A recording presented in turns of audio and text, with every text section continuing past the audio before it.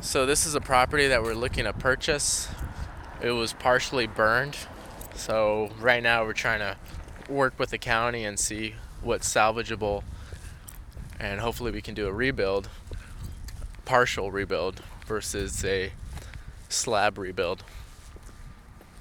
This is the kind of properties that we deal with.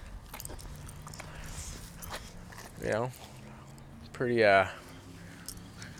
pretty bad condition. A lot of trash removal that we have to do. You know, gotta put a new roof on there. As you can see, the AC unit fell through, but it's just, a complete gut job. Some of the 2x4s are alright. It's got somewhat good bones inside. Got an irrigation system. That's a plus. Yeah. So worst comes to worst, we do a slab rebuild, and if we don't, then all we have to do is just keep the good bones and put some drywall and get it off the ground.